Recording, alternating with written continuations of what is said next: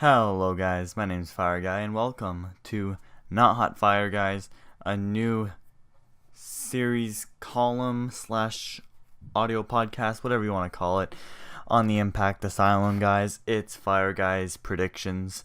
So basically, this is not going to be an every week thing guys.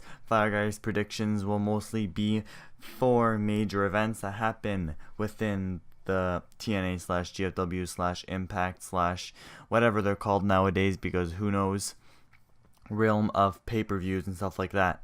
So obviously the financial situation with Impact doesn't allow them to make a monthly or bi-monthly or tri-monthly or 30 times a month like WWE does, but they do produce TV pay-per-views which are free to watch, but they're considered major events regardless.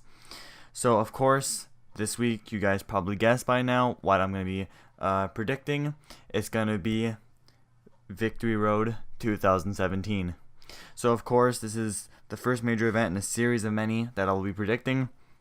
My next will be Bound for Glory, which by the way I'll be going to see live once the tickets go on sale Wednesday. They were officially announced at Wednesday, so tomorrow. Well, by tomorrow, I mean, depending what time this goes up, it might not be tomorrow anymore. But anyways, yeah, so without further ado, let's get right into what this prediction style video is going to work. So basically, I'm going to go through the whole card.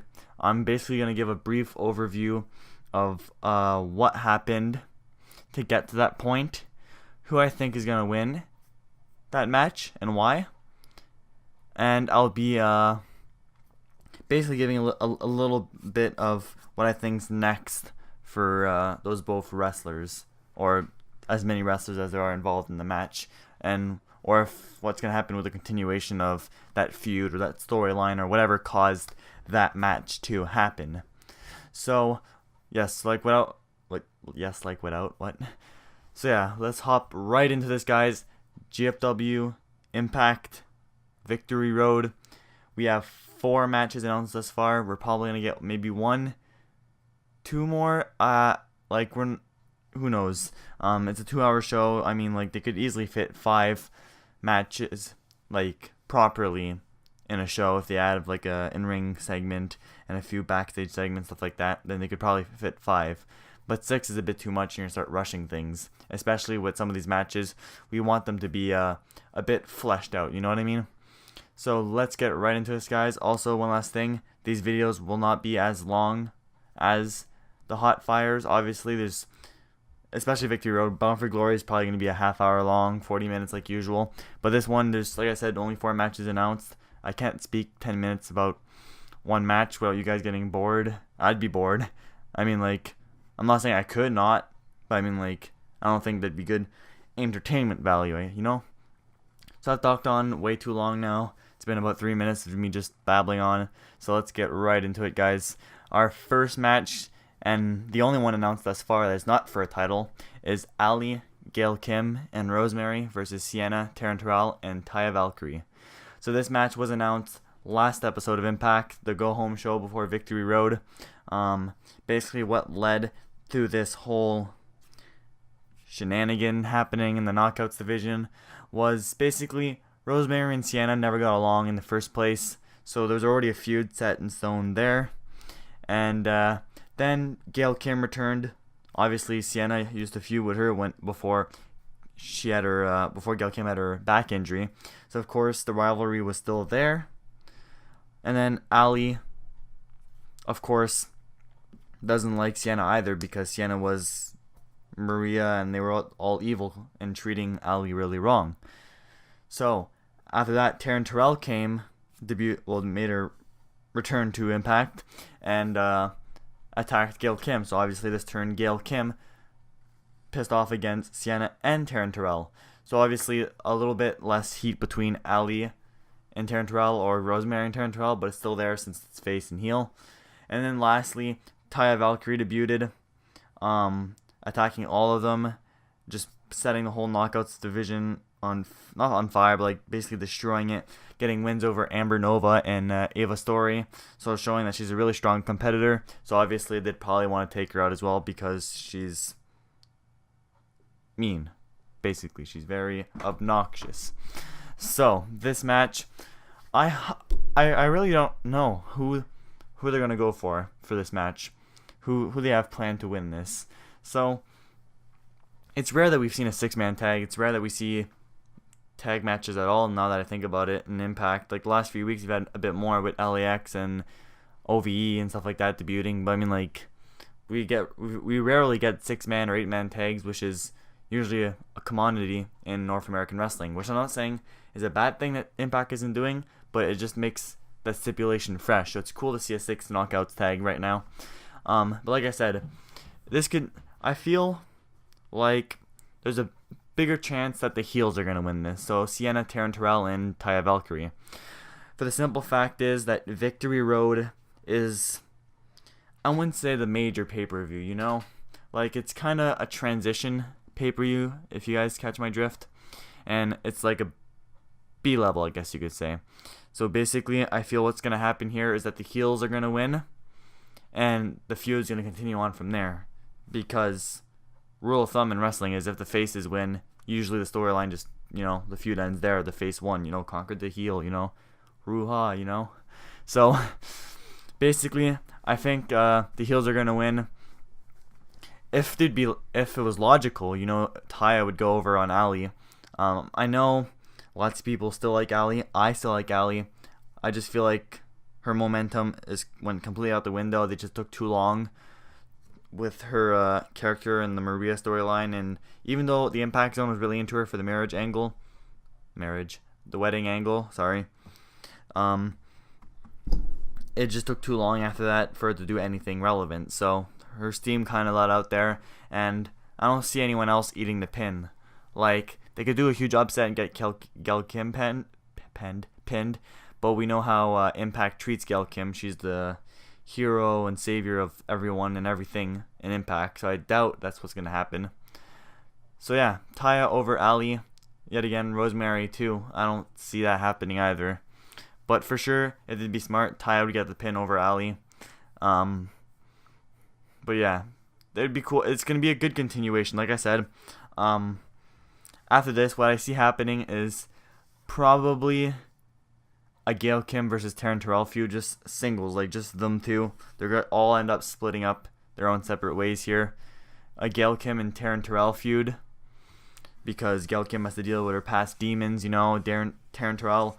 A lot of you guys in the Impact Asylum wanted Awesome Kong to return as well, so she'd have to fight her both big competitors and demons of the past, which would be interesting. I'm completely on board with that. But yeah, so yeah, I see Taryn Terrell and Gail Kim feuding. I know they've been hinting at Gail Kim retiring with the title, so who knows when that's gonna come into the title picture.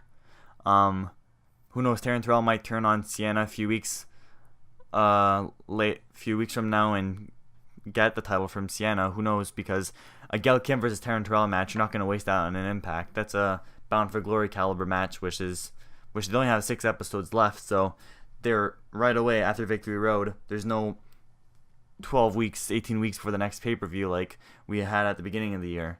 They have 6 weeks, and 6 weeks, 4 to 6 is usually the amount of time that a normal wrestling company takes to set the tone and set the feud in motion and to get them set for the pay-per-view.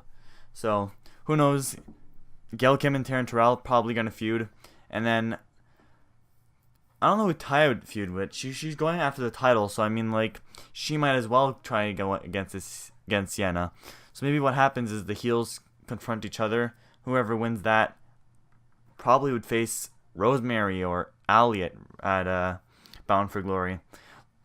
You guys listening to this that read spoilers, you guys are probably laughing at me because I might be totally wrong. But big rule of thumb for this Fireguy Predictions series, I do not read spoilers. I do not know what happened during these tapings. I do not read none of that stuff. The only thing I read is spoilers regarding to like who debuted and stuff like that. That I read because they just say like they debuted. They don't say in what storyline how, so I don't really consider that a spoiler. But yeah, regardless, Let's move on to the next match here. Taya pins Ali in the most logical sense, but who knows what Impact will do. Now time for the next match here, and we're heading over to the X Division as Trevor Lee puts his newly gained X Division title on the line in his first title defense against Petey Williams. So, first off, I just want to say, really cool to the Heelcast guys. I saw that you guys managed to get an interview with Petey Williams. I will listen to it soon. I'm just really busy with tons of things, but it's going to be really cool to see what Petey Williams had to say for the Impact Asylum. But anyways, to this match itself. So, that was my computer. Anyways, onto this match. Basically what happened here. Petey Williams debuted when Sanjay Dutt defended against Trevor Lee in a ladder match at Destination X. After that, Petey Williams got a bunch of wins. He pinned Caleb Conley. Then he won a tag match with Sanjay Dutt against Trevor Lee and Caleb Conley. So basically, even though they didn't admit it or didn't say it like right in your face, he is technically the number one contender in the X Division. So that's why he's getting this title shot. Obviously, they're tying it into Petey Williams being a good friend of Sanjay Dutt, and after Sanjay Dutt getting absolutely destroyed 2 weeks ago, in the Falls Count Anywhere match for the title, it makes sense that Petey Williams wants to hop in, try and defeat Trevor Lee, and try to get some prestige back to the X Division, because obviously Trevor Lee's, he doesn't give a shit about prestige. He doesn't care about playing the rules fair, the high flying. He just not cheating, but he's gonna play rough a bit, So Petey Williams wants to bring back the clean cut prestige back to the X Division title. So here, I don't know. This match, I feel like, even though they had an idea, it still feels a bit far fetched as to why Petey Williams got the title shot. It would have made a bit more sense if they mentioned it directly that he was number one contender. Unless they did mention it and I missed that. But anyways, so this feels like a random title defense just to get Trevor Lee a bit of momentum. Pinning Petey Williams will give him some authenticity, I guess you could say. It makes him a bit more legit as a champion. So definitely Trevor Lee goes over on Petey Williams. Probably with a bit of shenanigans from Caleb Conley, but hopefully they keep that down to a minimum. The combination of Caleb Conley and Trevor Lee is still a bit weird to me, since Caleb has been a jobber for so long in GFW. So it's definitely going to be interesting to see what happens with that. So after this match, obviously, I don't know what Petey Williams will do. I know based off of you guys, the Impact Asylum, you guys said on the Heelcast that he mentioned that he wanted to get a Team Canada back. So who knows what kind of power he has in Impact. I'm guessing he's probably treated like a god, because he is one of the, not originals, but I mean, he's been there. He was there for a while. He left. Well, he retired and then came back. So I mean, he's probably treated really well. So probably he has some kind of. He's probably able to nudge a few elbows here and there, especially Sanjay Dutt, if they are friends in real life, to get a Team Canada built back up again. So who knows what Petey Williams will actually do moving forward. Definitely I feel like he's just going to be a competitor in the X Division. Meanwhile, Trevor Lee, I feel like this is the perfect time now to start the Trevor Lee and Desmond Xavier feud. Obviously, I don't think Desmond Xavier should throw in his number one contendership spot right away. He should probably tease it for a few weeks, build up some momentum with wins over people like Suicide or Caleb Conley, and then maybe have a match at Bound for Glory, where he finally puts his X Division title shot against Trevor Lee, which that match would be really, really good if they gave it time. So hopefully this happens. That's my ideal, I guess you could say, thing that Impact could do. Alright, so the next match is in the tag team division now, as LAX, Ortiz, and Santana defend their GFW Tag Team titles against Dave and Jake Christ, OVE. So basically, how this match took place is a bit more interesting than I'd say most of the matches on this card for Victory Road. Basically, what happened was OVE debuted.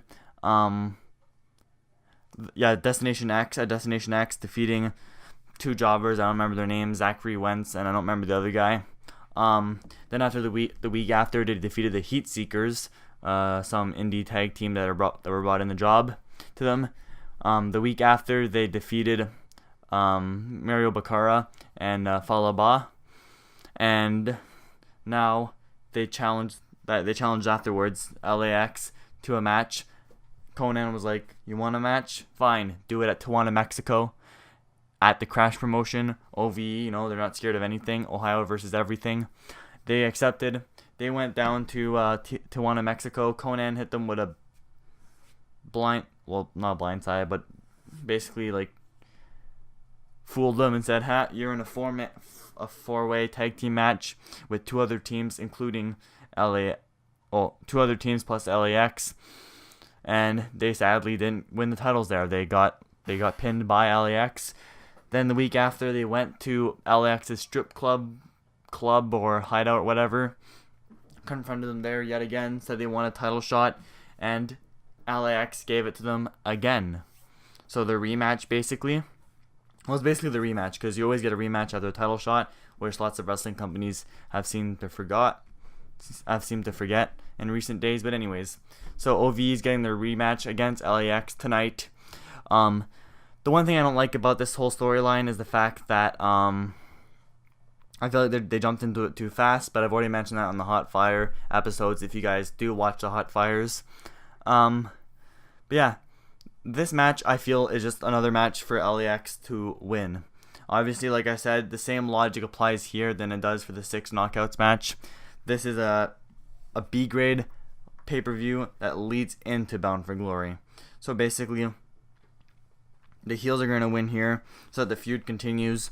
And I feel like OVE and LAX are going to have another match at Bound for Glory. And that's where OVE is finally going to win the GFW tag team titles. Or whatever the tag team titles are called at that point. Who knows? They keep changing every week. So yeah. So LAX is probably going to get the win here. It's going to be cool seeing a full match from them. That clipped sack of shit that we got 2 weeks ago was not the best thing in the world. So it's definitely going to be cool to see how well LAX and OVE work together. From the small snippets, it seemed like they did have good chemistry in the ring. So definitely a match that I'm interested to see if they give it proper time. So I feel like obviously there's going to be a few shenanigans from Conan, Diamante, and Homicide. And Homicide. They brought him in for this set of tapings, I think. I'm not sure. But anyways, I don't know if it's the same tapings than before or if it was a new set of tapings. I don't know. But yeah, after this, like I said, I feel like the feud's just going to continue. I don't think there's going to be a new story for either of these teams. Maybe it's going to calm down for a while. Maybe OVE are going to try and build their way back up to number 1 contender spot. They might defeat Veterans of War. We haven't seen them in a while, and they're not really a legit team like that would get OVE momentum, but like they're considered by Impact the bigger team. And maybe even Reno Scum. I don't know if they return to the set of tapings. I know Adam Thornthal has been cleared by medical to return to the ring. So who knows? Maybe a win over those two teams could bring OVE back in the title shot, and that would lead them back to another feud with LAX later on, closer to the Bound for Glory. Now time for the main event here, guys.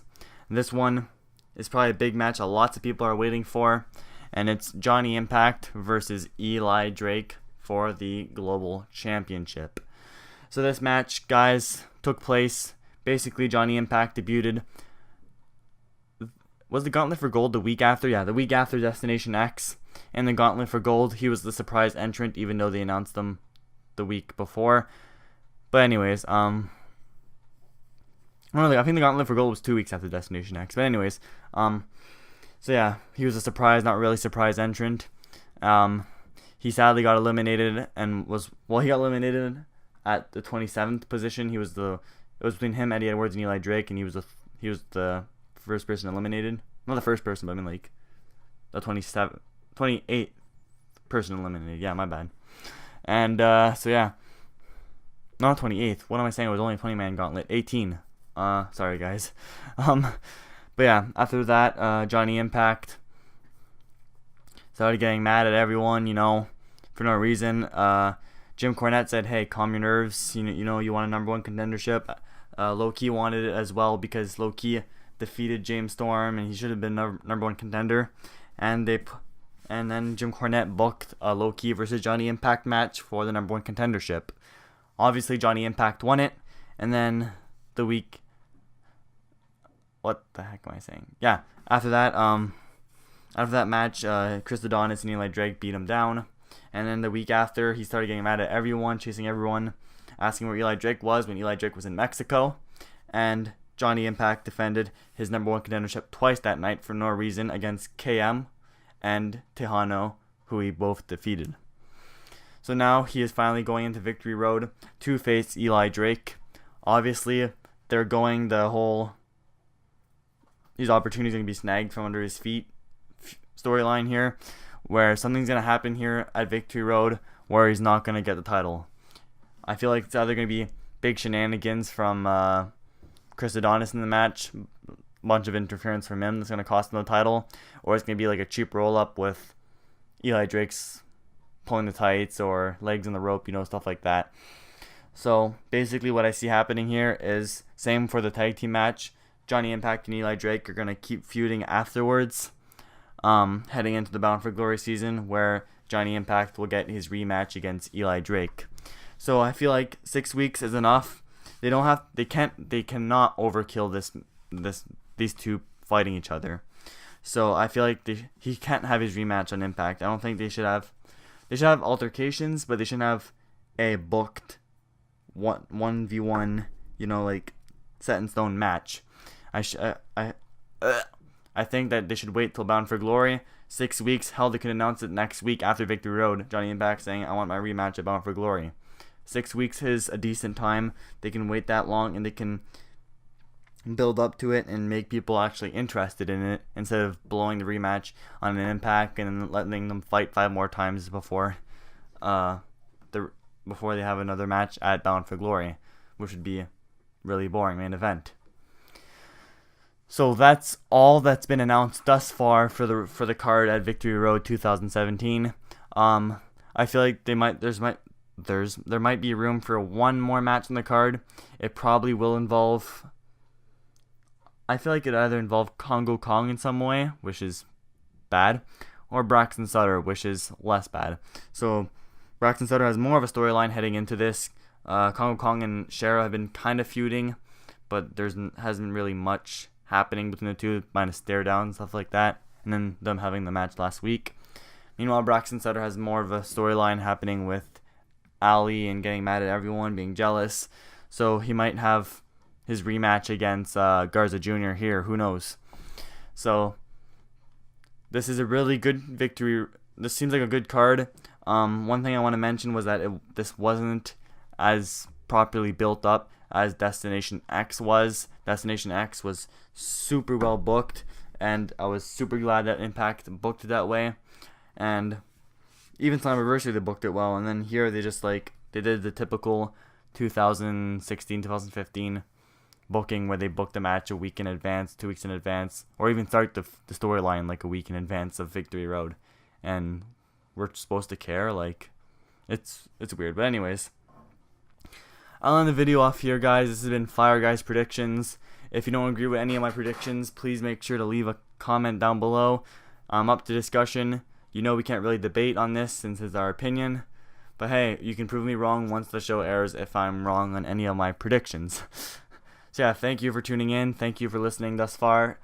My name's Fireguy, and I will see you in a few days from now when I review Victory Road 2017.